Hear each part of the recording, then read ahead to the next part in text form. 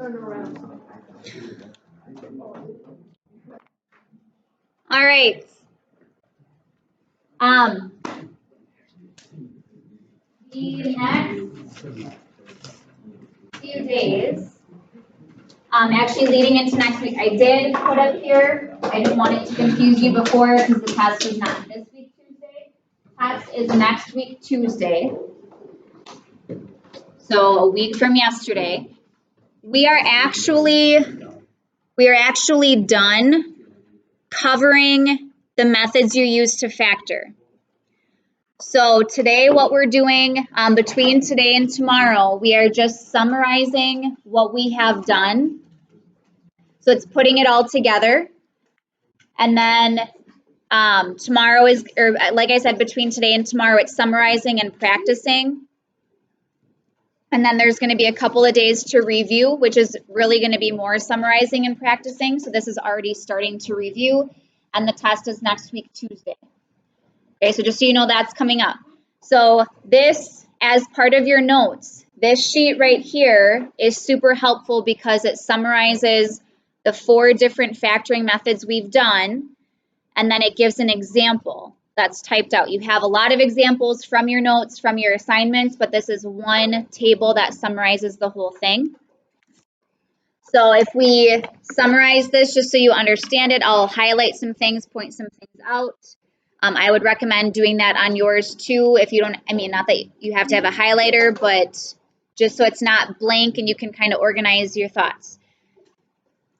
So these are the steps when you factor, because what you're going to see now is, like if you look at, you don't have to flip to it, I'll just show it. But if you look at when we get to the examples, I have been telling you up to this point, factor using the GCF, factor by grouping, make a box, factor by using reverse FOIL, so the X with the box.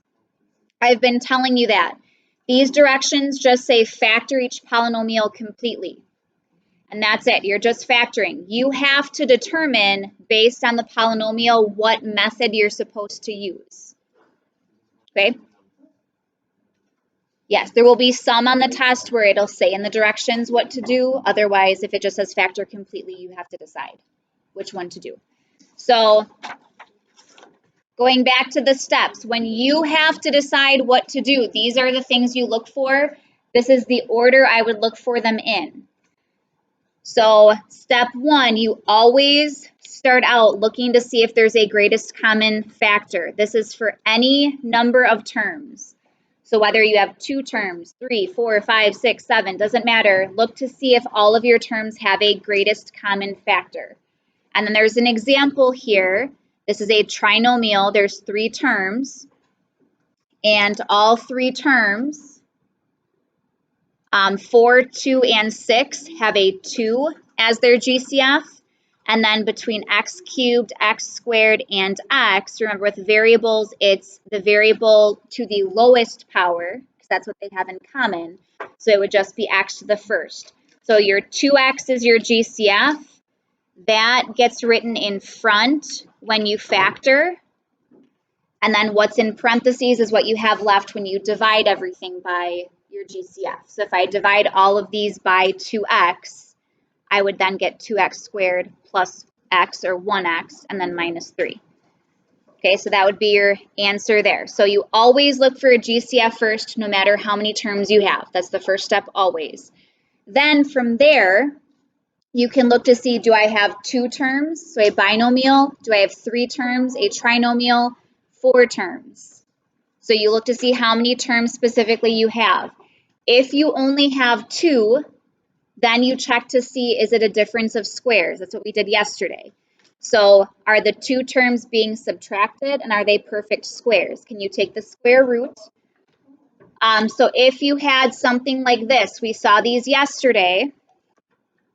Remember if you notice I have 2 terms, they're being subtracted. I would take the square root of each term, so the square root of 9x squared and the square root of 16. So what would the square root of 9x squared be? Or what's the square root of 9? Nadia? 3, and the square root of x squared is x, so that would be 3x. and the square root of 16 is 4. So then this is the factored form. One of them is plus, one of them is minus. So it's 3x plus 4 times 3x minus 4.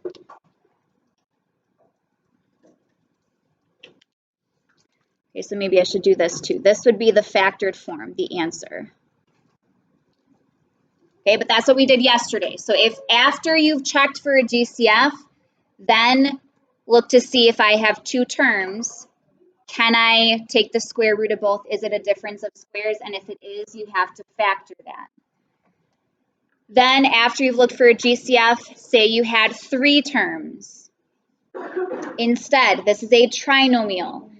Trinomials in the form ax squared plus bx plus c. So you check for reverse FOIL, the x box method. So if I had 2x squared plus 13x plus 6, my first step would be to make the x. So remember, you're multiplying. In this case, for this example, it would be 2x squared times 6. That's why we're multiplying to the 12x squared. And then they're adding to the 13x, the middle term. So we had done this a lot between 2 different lessons, 8.6 and 8.7. So multiplying to 12 and adding to 13 is 12 and 1, so 12x and 1x.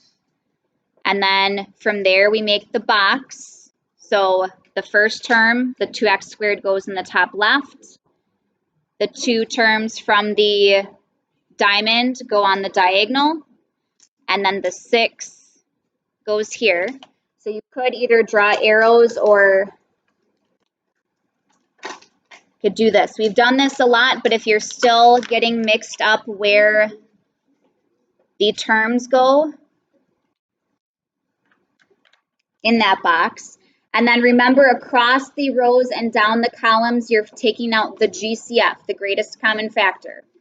So the 2x squared and 12x have a 2x in common. The 1x and the 6 have just a 1 in common. So that's your 2x plus 1.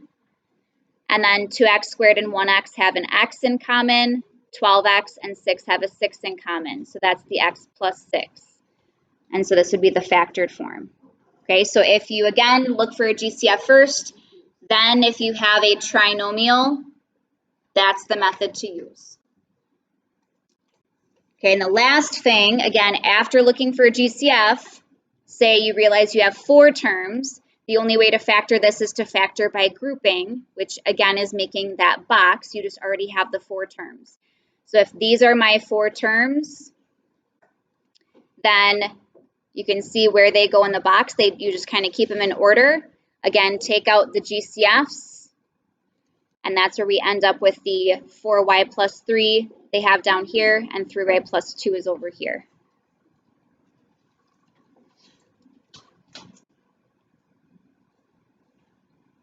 Okay, so that's your summary sheet.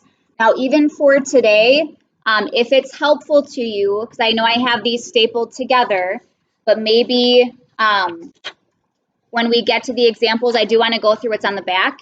When we get to the examples, it might be nice to have these detached so you can have the summary in front of you. So you can look to see what steps to take. Otherwise, you're going to have to flip back and forth, but you can always restaple it if you want. I can pass the stapler around. Then, this is just in general. We've solved quadratic equations. After we did each factoring method, we then solved equations. So this is just your steps again in general for solving a quadratic equation. Remember, quadratic equations have an x squared in them. That's what makes them quadratic. So your first step is always getting the equation equal to 0. Okay. I have here, sometimes that's already done. So sometimes you don't have to do step 1. Sometimes you have to get one side to be 0. So you add or subtract 1 or more terms to each side so that you get one side to be 0. Okay, so get the equation equal to 0, step 1. Step 2 is to factor. This is using the summary on the previous side. So when you factor, you still follow those same steps we just talked about on the front. Step 1 is look for a GCF. Step 2, do you have 2 terms? then you do difference of squares. Step 3, if you have 3 terms, you do the reverse FOIL, the X box method. Or if you had the 4 terms, you do the grouping 2. Once it's factored, step 3 is setting each one equal to 0 and solving for your variable. And then 4, you can always substitute your solutions into the original to check if they're right. If I say to check, then you do have to check. Otherwise, if it doesn't say to check, you don't have to, but you still can. You can know if your answers are right before you turn it in, thinking ahead to your test. So let's look at these examples. And again, if you do want to detach the 2 pages so you can have the summary sitting in front of you, so you know what to look for first. Directions say, factor each polynomial completely. Completely means you might be using more than one method. And then remember to look for a greatest common factor first. So in number 1, so I'm factoring, not solving. Again, step 1 on your chart, factor out a GCF if there is one. Do 5x squared and 20 have a common factor? 5. So I have a GCF of 5. Okay, so if I divide by 5, can you stay because we're going through examples, okay. If I divide by 5, remember your GCF goes in front, and then in parentheses, it's what you have left when you divide by 5. So 5 is in front. What's 5x squared divided by 5? 1x. So you can put the 1, but yes, x squared, 1x squared, or just x squared. And then minus 20 divided by 5 is 4. Doesn't matter, okay? So first step, that was step 1. I took out the GCF, okay? Now, you're not necessarily done. You could be done, but not necessarily. Now what I need to check for, aside from the GCF of 5, I look at this. Just gonna grab a different color here. I look at the x squared minus 4. Look back at your chart. I have 2 terms. If I have 2 terms, I check to see, is it a difference of squares? Okay, if it is, I factor it. If it's not, then I'm done. Because if I have 2 terms, that's the only other thing I can do. Otherwise, these other 2 are 3 and 4 terms, which I don't have. So I have x squared minus 4. Can I take the square root of x squared? Yes, it is x. Can I take the square root of 4? That's 2, and they're being subtracted. So this is a difference of squares, so I have to factor it. So this becomes, in factored form, x plus 2 times x minus 2. And then I still bring down my GCF of 5 that was in front. Okay, so this was a difference of squares. Okay, and then what I have left now, I no longer have an x squared in either of these, so that's your clue that you are finished. Riley, do you have a question?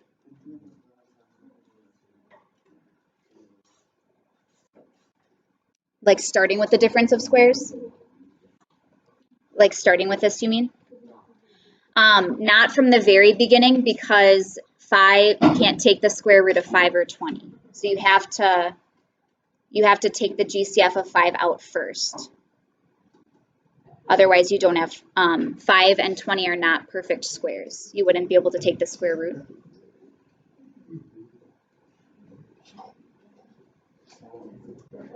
But the second step is what we did yesterday.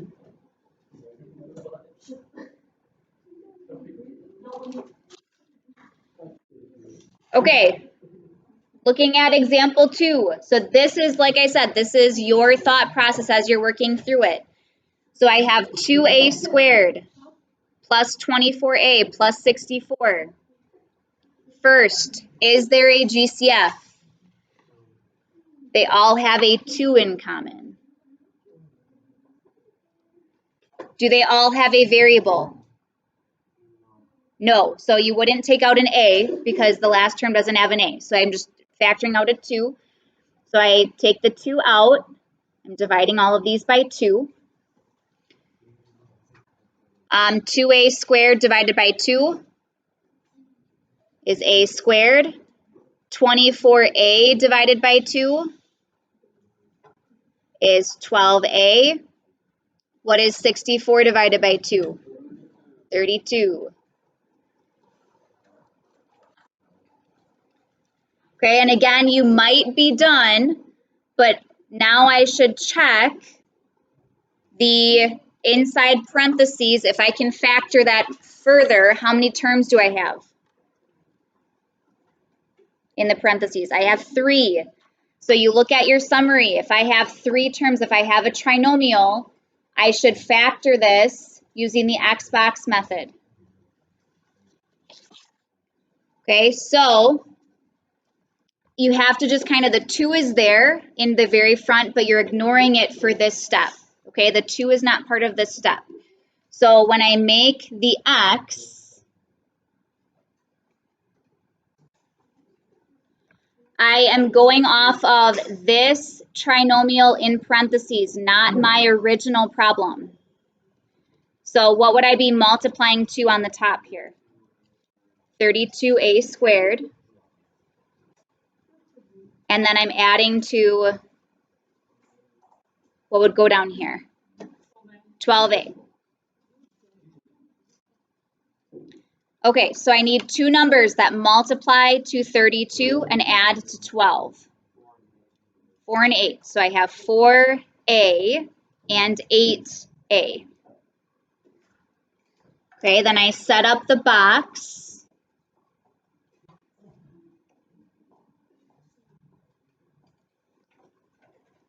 Do you need to go right now?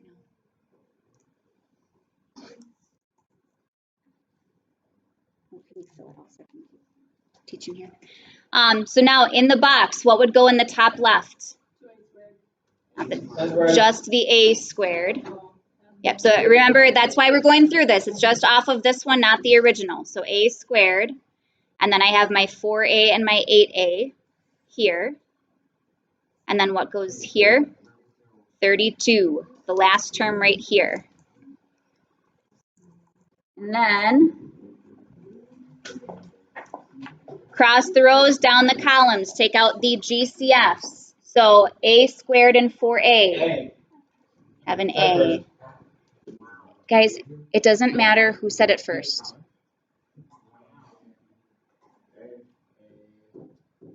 Eight a and 32 have an 8. A squared and 8a. 4a and 32. 4. They do have a 2 in common, but greatest common factor would be 4. You can divide 32 by 4. So then the factored form, this is a plus 8 and a plus 4. And then I still have my GCF of 2. That is in the very front. And now that is fully or completely factored. So notice factoring completely, you're often going to have 2 methods of factoring. Maybe there's only 1, but you might have 2. Okay, let's look at example 3. Well, first of all, how many terms does 3 have? 4 terms. Do all 4 terms have something in common?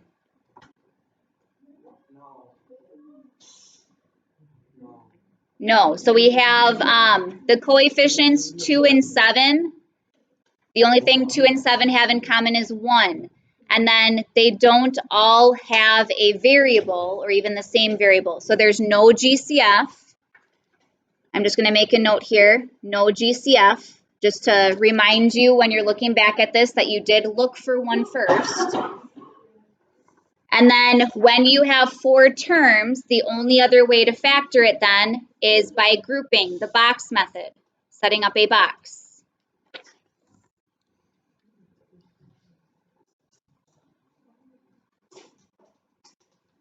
Okay, and you just put your 4 terms in there. So 2xy goes in the top left, then positive 7x. Make sure in the bottom row now you have negative 2y because it's minus and negative 7.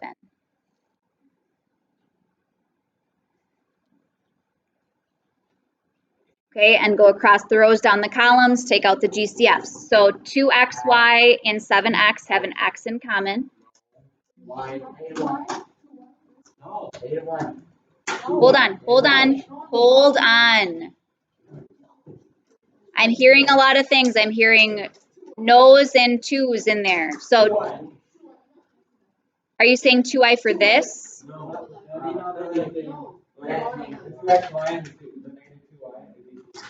Okay, I'm doing the rows first. You are correct though. So row 1, they just have an x. Row 2, negative 1. Okay, take out the negative because the 2y here is negative. And then 2xy and negative 2y have a 2y. 7x and a negative 7 have a 7. Okay, then the factored form. So I have x minus 1, and then this is 2y plus 7.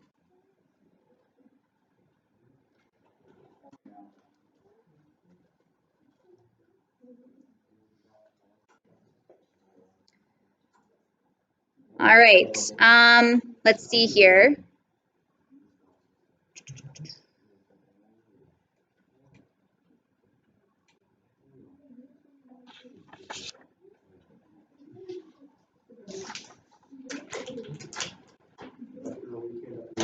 I think actually what I'd like to do next, so we have actually gone through all of the factoring methods. So we did go through GCF, and then between each one, we went through the 2 terms, difference of squares. 3 terms was the X box. 4 terms was the grouping with the box. Okay, so what I would like to do is actually look at 7 on the back. We can always come back to the front, but look at 7 on the back. This is an equation now. You are solving it. Okay, so solving, yes, you have to factor, but that's not where you stop. Your answers for this is going to be x equals a number or x equals a different number. So the steps again for solving, that front page of your notes, the back side of it has the steps. First step, get the equation equal to 0. Okay, we don't have 0, so we need to subtract 4 from both sides to get one side to be 0.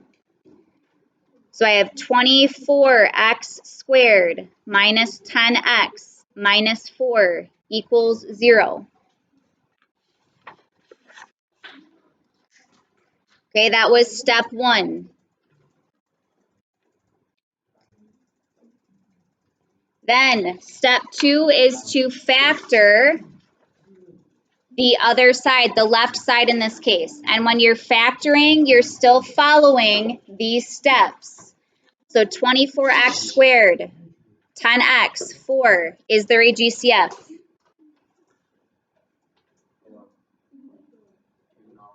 Not 4. They do have a 2 in common though. There's a GCF of 2. Okay, so I can divide these all by 2. The 2 is going to go in front.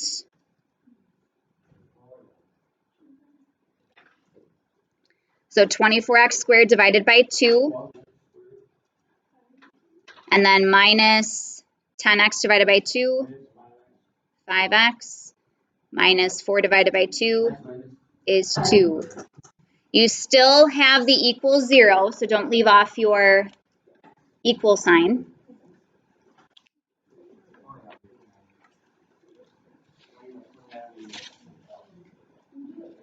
Yes, so then once you take out the GCF, you still look This is all step 2 with factoring. I have 3 terms, a trinomial, so I do the x box with the 3 terms I still have in the parentheses. I'm going to do that off to the side here. So in my x, what number am I multiplying to? Yep, the 12x squared times the negative 2. So negative 24x squared. And I'm adding to negative 5x. So what do you need to remember when you multiply to a negative with your 2 numbers here? Yep, one's negative, one is positive. So your 2 numbers that multiply to a negative, and then their difference, when you add them together, their difference is negative 5. Or their difference is 5, so you add them together, you get negative 5. Do you have them, Nick? What are they? Negative 8x and positive 3x. Negative 8 times 3 is negative 24. Negative 8 plus 3 is negative 5. So then if I set up the box, what goes in the top left? 12x squared. Then I have negative 8x in one, 3x in the other. If they're switched around, it's fine. You'll still get the same answer. And then what goes in the last box? Negative 2. Okay, 12x squared and negative 8x. What do they have in common? They do have a 2, 4, and what else? X. Okay, 3x and negative 2 have a 1. Now the columns, 12x squared and 3x, Andrew, 3x. And then negative 8x and negative 2, negative 2. So 4x, my factored form, 4x plus 1 times 3x minus 2. And I still bring down this 2, that was my GCF, I still have the equal 0.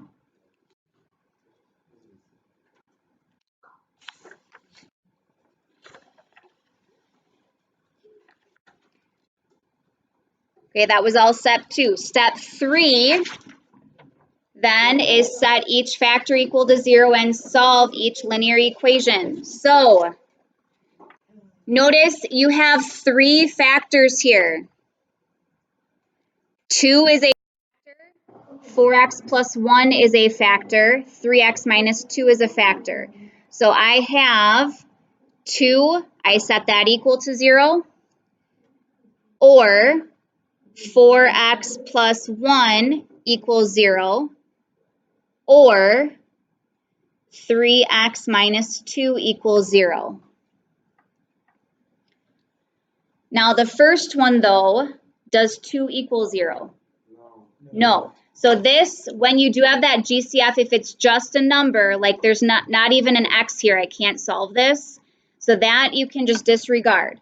I don't want you to always just say, well, I never have to set it equal to 0, because if the GCF here was an x, then you would have x equals 0, and that is an answer. So get in the habit of setting it to 0, but if it is just a number equals 0, that's not true. You can cross it out. The other ones you need to solve. So 4x plus 1 equals 0, I would subtract 1 from each side.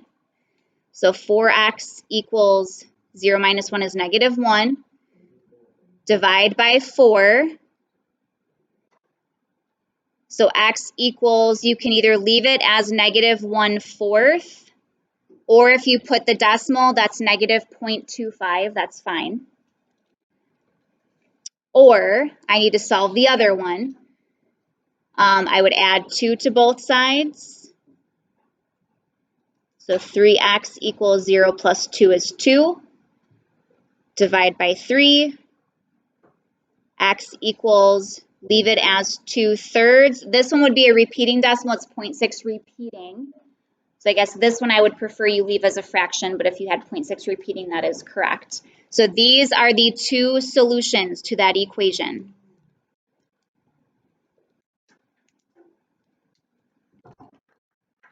Okay, questions there, following those steps. And then if I asked you to check, we've gone over how to check, you would then go on to check. But unless I ask you,